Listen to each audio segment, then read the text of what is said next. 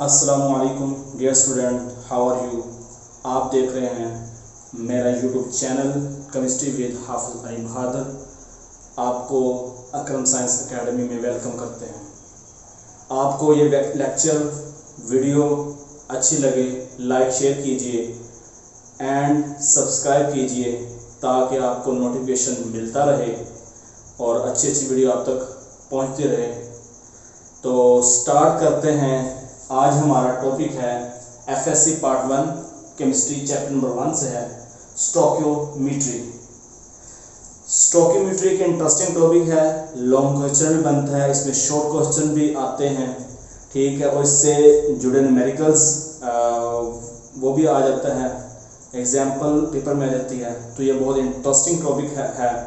तो आज हम इसको डिस्कस करना है।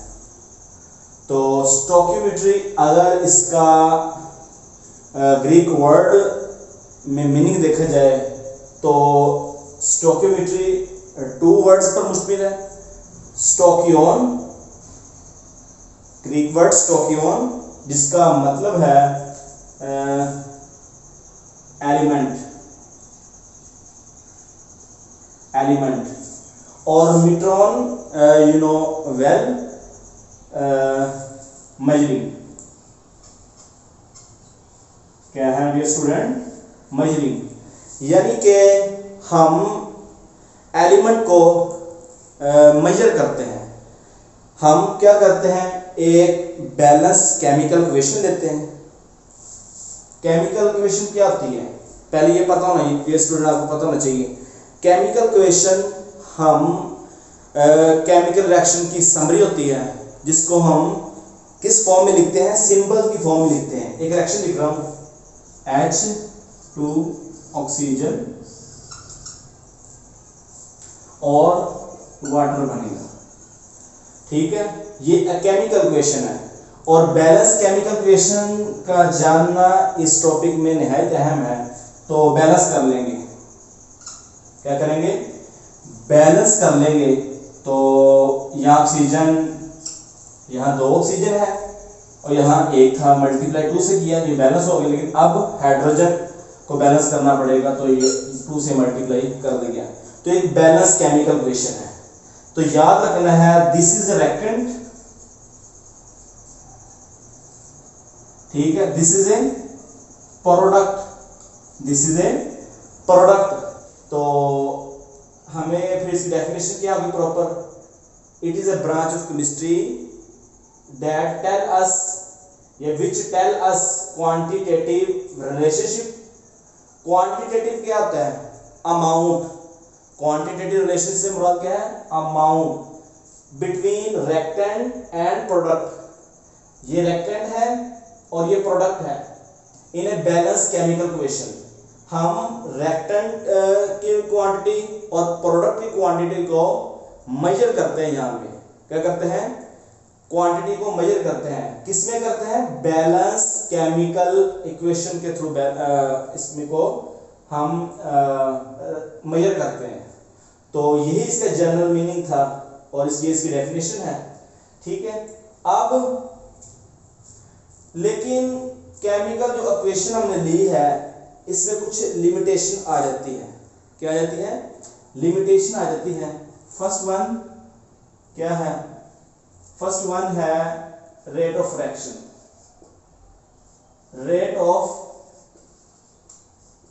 रिएक्शन क्या है, रेट ऑफ रिएक्शन, दूसरे लफ्जों में स्पीड भी बोल सकते हैं इसको। इसका हमें नहीं पता चलता, लिमिटेशन है। हम केमिकल इक्वेशन जो बैलेंस केमिकल इक्वेशन है, इससे हम ये नहीं कह सकते कि रिएक्शन का रेट स्पीड कितनी है। और सेकंड है साइड रिएक्शन। साइड रिएक्शन आकर कि साइड रिएक्शन हो रहे हैं नहीं हो रहे हैं, तो हो सकता है हाइड्रोजन किसी और के साथ भी एक्चुअल में रिएक्ट कर जाए, लेकिन हमें यहाँ बैलेंस केमिकल इक्वेशन ये कम से कम नहीं बताती, ठीक है। तो अब हम यहाँ पे 2 लॉ फॉलो होते हैं, इसको समझने के लिए 2 लॉज फॉलो करेंगे हम। लॉज। वो मैं एग्जाम्पल के जरिए आपको समझाता हूं। देखो ये देखो बच्चों, ये स्टूडेंट 4 ग्राम, अब इसको हम ग्राम मैस में कन्वर्ट करने लगे हैं। ये 32 ग्राम ऑक्सीजन मॉलिक्यूल का जो मॉलिक्यूलर मैस होता है वो 32 ग्राम होता है। तो ये मिलकर ना क्या बना रहे हैं, 36 ग्राम वाटर बनाएंगे।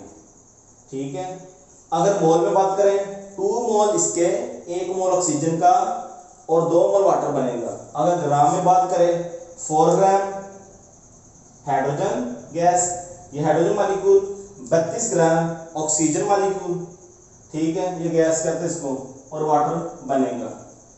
यानी कि यहां पे देखो रिएक्टेंट में कितने हैं टोटल क्वांटिटी, 36 ग्राम, और प्रोडक्ट में भी 36 ग्राम मिल रहे हैं।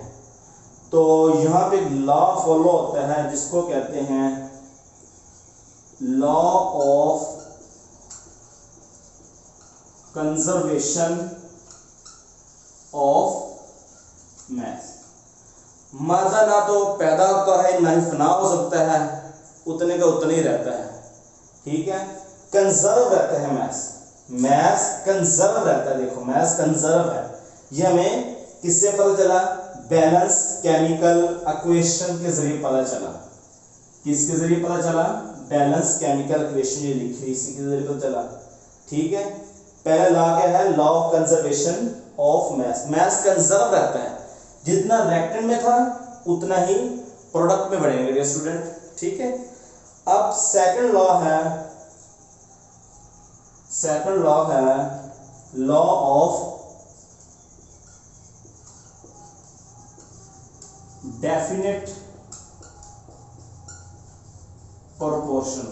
जो प्रोडक्ट बनी है वह ऐसे ही बनी, लॉ ऑफ डेफिनेट प्रोपोर्शन। अब इसको समझने के लिए मैं थोड़ी सी यहां पे क्वांटिटी थोड़ी सी चेंज करने लगा हूं। ये 32 ग्राम ही रहने दूं,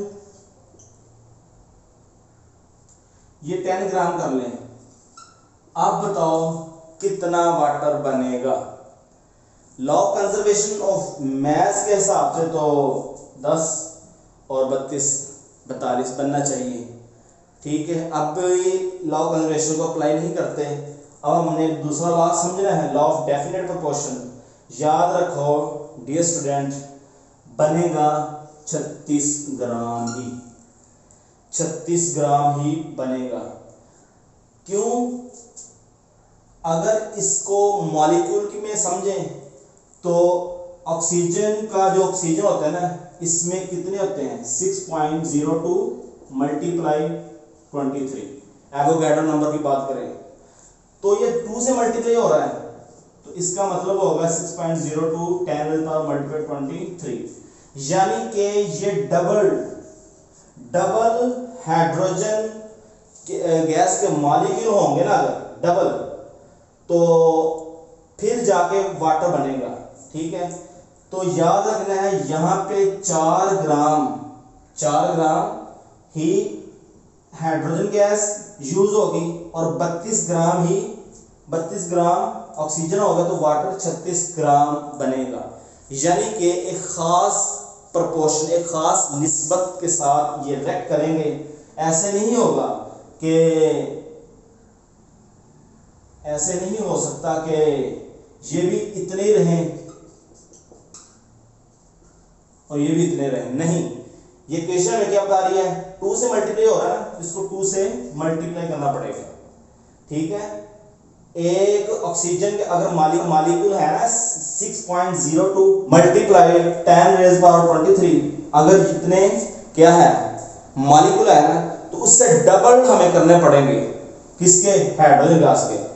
तो इसका मतलब ये हुआ एक खास निस्बत के साथ ये चीज होगी। ऐसे नहीं होगा कि सारे के सारे रिएक्ट कर जाएंगे। अगर 10 ग्राम रिएक्ट कर जाएंगे, बनेंगे 36 ग्राम, तो बाकी कितनी क्वांटिटी बची है, 6 ग्राम, वो वैसे की वैसी हाइड्रोजन गैस पड़ी रहेगी, वो वैसे की वैसी। अब देखो, अब बैलेंस करो, लॉ ऑफ कंजर्वेशन मास को अप्लाई करो, 42, 36 और 6 42। Law of conservation of mess भी अप्लाई हुआ और लॉ ऑफ डेफिनेट प्रोपोर्शन। यानी खास निस्बत से काम होगा, ऐसे नहीं होगा कि ये एकदम हर चीज रैक कर जाए, नहीं, खास रेशो के साथ काम होगा। तो हम क्या करते हैं, हम फिर अजम्पशन करते हैं कि हमारे ना ऑल रेक्टेंट है ना जो, वो कंप्लीटली किसमें कन्वर्ट हो रहे हैं, प्रोडक्ट में। All reactant are completely converted into product में। यहां पे थ्रू बैलेंस केमिकल इक्वेशन की बात हो रही है, इसको नहीं ध्यान रखना, एग्जांपल के जरिए समझाया मैंने, ये बैलेंस केमिकल इक्वेशन की बात हो रही है। बैलेंस पे क्या कह रहे हैं, 4 gram hydrogen gas, 32 gram oxygen मिलकर 36 ग्राम वाटर बनेगा ना। तो हमने सारे के सारे रिएक्टेंट को प्रोडक्ट में कन्वर्ट कर दिया।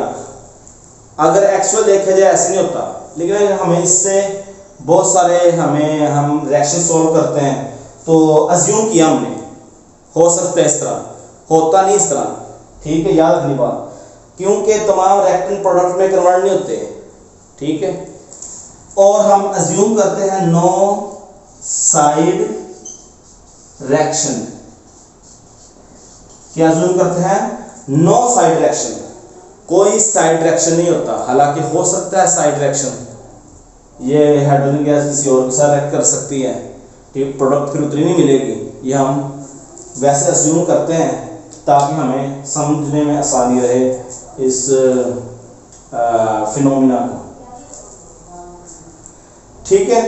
अब हम क्या करेंगे, हम न्यूमेरिकल किस तरह सॉल्व करते हैं, रिलेशनशिप एक काम करते हैं, वो देखते हैं अब हम।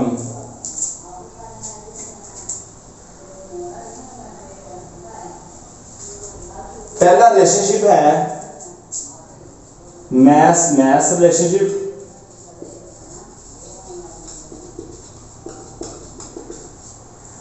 देखो रिलेशनशिप क्यों क्या करते हैं, अगर हमें रिएक्टेंट है ना हमारे पास और यहां पे प्रोडक्ट है, मैस टू मैस, हमें रिएक्टेंट का मैस पता है ना, तो हम बआसानी रिलेशनशिप कायम करके ना उसके साथ कंपैरिजन करके प्रोडक्ट का मैस फाइंड कर लेंगे।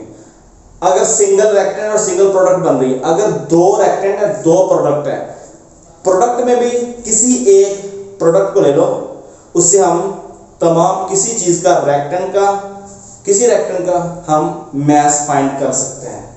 सेकंड रिलेशन है मैस मोल रिलेशनशिप। इसमें क्या करते हैं, मैस प्रोडक्ट है, मोल दिए हुए हैं, सॉरी मैस रिएक्टेंट है और मोल क्या है, प्रोडक्ट है। तो अगर हमें मैस पता है ना किसी रिएक्टेंट का, तो हम मोल फाइंड कर लेंगे। अगर मोल पता है तो मोल से आसानी से हम क्या कर लेंगे, मैस फाइंड आउट कर लेंगे। थर्ड है मैस वॉल्यूम रिलेशनशिप।